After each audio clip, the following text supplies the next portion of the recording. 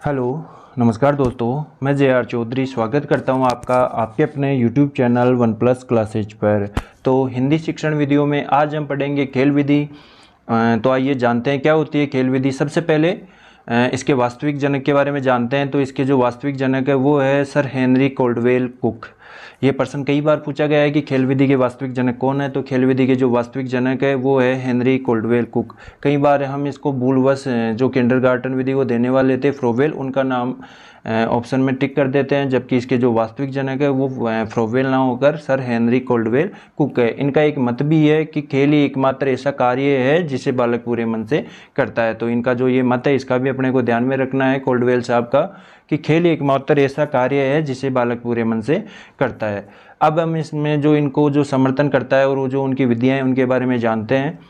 सबसे पहले बात करते हैं फ्रोवेल की। फ्रोवेल ने किंडरगार्टन विधि दी थी। तो जो किंडरगार्टन विधि है उनको देने वाले हैं फ्रोवेल।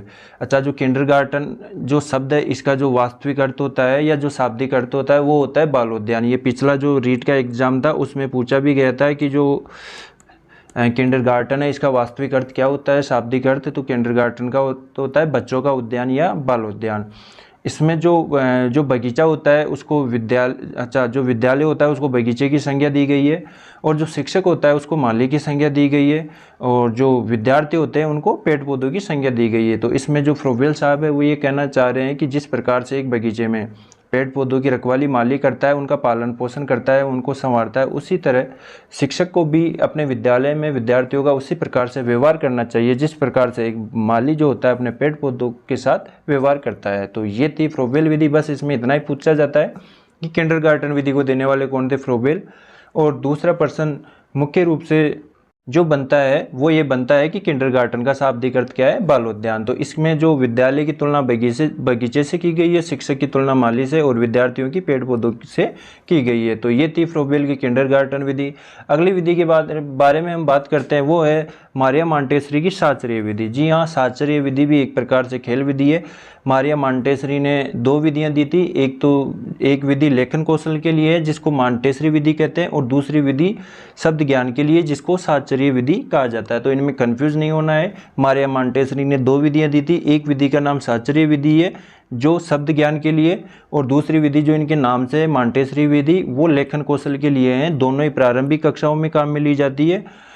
तो आइए जानते हैं साचर्य विधि में। साचर्य विधि में क्या होता है कि विद्यार्थियों को वस्तुओं के साथ उनका नाम लिखी हुई पर्चियाँ दी जाती है, इसीलिए इसको खेल विधि कहा जाता है। और खेल खेल में बालकों को शब्द ज्ञान दिया जाता है। जैसे अपने को एप्पल के बारे में बताना हो तो उसमें किसी फोटो में एप्पल की इमेज होगी और उसके नीचे उसकी स्पेलिंग होगी। तो ये है साचर्य विधि मारिया मॉन्टेसरी की। अगली विधि के बारे में बात करें, डाल्टन विधि। डाल्टन विधि कुमारी हेलेना पारकस्ट ने दी थी। अच्छा, इसका जो डाल्टन नाम है वो इनके नाम पर नहीं है, ये डाल्टन शहर के नाम पर है, क्योंकि कुमारी हेलेना पारकस्ट ने जो अपनी ये जो विधि दी थी वो डाल्टन शहर में दी थी, इसीलिए इसका जो नाम है वो डाल्टन पड़ा है। आगे इसमें देखते हैं इसमें क्या होता है। इसमें बालक अच्छा, वैसे मुख्यतः डाल्टन विधि कोई विधि नहीं है अपने आप में, बस यही है कि इसमें बालक पूर्ण रूप से स्वतंत्र होगा, बस इसीलिए इसको ये इसकी मुख्य विशेषता है कि डाल्टन विधि में होता क्या है। डाल्टन विधि में कुछ नहीं होता है, बालक पढ़ने के लिए पूर्ण रूप से स्वतंत्र होता है। इसमें समय की और विषय की कोई पाबंदी नहीं है, बस यही डाल्टन विधि है।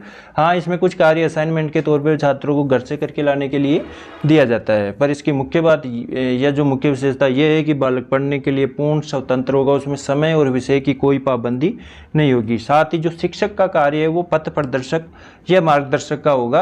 वो ज़्यादा बच्चों के कार्यों में रोक टोक नहीं करेगा, क्योंकि अगर रोक टोक करेगा तो फिर बालक स्वतंत्र कैसे होंगे। तो बालक इसमें पूर्ण स्वतंत्र होंगे, समय और विषय की पाबंदी नहीं होगी, और शिक्षक का कार्य पथ प्रदर्शक का होगा जिसको फैसिलिटेटर भी कहते हैं। तो ये थी तीसरी विधि कुमारी हेलेना पारकस्ट की डाल्टन विधि। आइए अपन देखते हैं गुण इनके बारे में। अच्छा, अपने को पता है कि जो खेल है बालक का सर्वांगीण विकास खेल के द्वारा होता है। तो सबसे बेस्ट वो विधि है जिसमें बालक का सर्वांगीण विकास हो। तो छोटे बच्चों के लिए या प्राथमिक कक्षाओं के लिए जो सबसे प्रमुख विधि है, सबसे उपयोगी विधि है, या मनोवैज्ञानिक विधि है, या बात करें वैज्ञानिक विधि है, तो वो है खेल विधियाँ।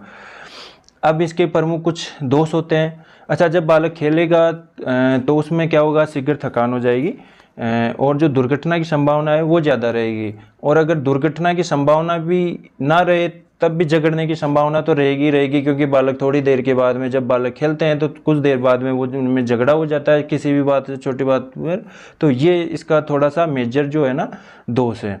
आगे बात करते हैं, इसमें लेखन कौशल का विकास नहीं होता। जी हाँ, खेलने में कहाँ लेखन कौशल का विकास होगा। इसमें बालकों को हर चीज़ खेल खेल के द्वारा सिखाई जा रही है, तो इसमें लेखन कौशल का इतना काम नहीं हुआ। यहाँ पर जो बात कर रहे थे अभी मारिया मॉन्टेसरी की शास्त्रीय विधि की, और मारिया मॉन्टेसरी की एक दूसरी विधि है, वो है मॉन्टेसरी विधि। उसमें लेखन कौशल का विकास होता है, जबकि जो शास्त्रीय विधि है उनकी उनमें शब्द ज्ञान करवाया जाता है, नाम लिखी हुई पर्चियाँ दी जाती है, तो उसमें लेखन कौशल का विकास नहीं होगा। अच्छा, खेल के द्वारा पाठ्यक्रम के सभी बिंदुओं का अध्यापन संभव नहीं होता है, ये तो हम भी जानते हैं। और खेल के लिए धन अधिक चाहिए और समय भी अधिक खर्च होगा, तो ये भी इसका एक मेजर दोष है। तो ये थी हमारी खेल विधि। आज हमने खेल विधि के बारे में पढ़ा। एक बार सरसरी नज़र से दोबारा रिवीजन कर लेते हैं। इसका जो वास्तविक जनक थे वो थे हेनरी कोल्डवेल कुक, और इनका जो मत था वो था कि खेल ही एकमात्र ऐसा कार्य है जिसको बालक पूरे मन से करता है। उसके बाद में हमने पढ़ा जो इस प्रमुख समर्थन करता थे वो थे फ्रोबेल। फ्रोबेल ने अपनी जो विधि दी थी वो थी किंडरगार्टन विधि, जिसका अर्थ होता है बालोद्यान।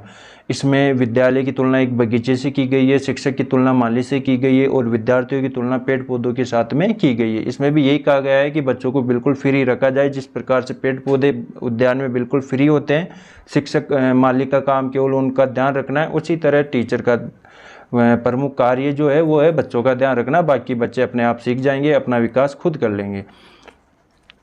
आगे जो विधि हमने बात की वो है मारिया मॉन्टेसरी की शास्त्रीय विधि की। जी यहाँ पर ध्यान रखना है कि हमने मारिया मॉन्टेसरी की मॉन्टेसरी विधि की बात नहीं की है, शास्त्रीय विधि की बात की है। शास्त्रीय विधि में क्या होगा, वस्तुओं के साथ उनकी नाम लिखी हुई पर्चियाँ होगी।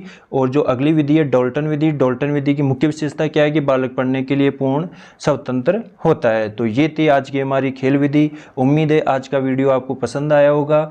मैं JR चौधरी अब आपसे विदा लेता हूँ। धन्यवाद।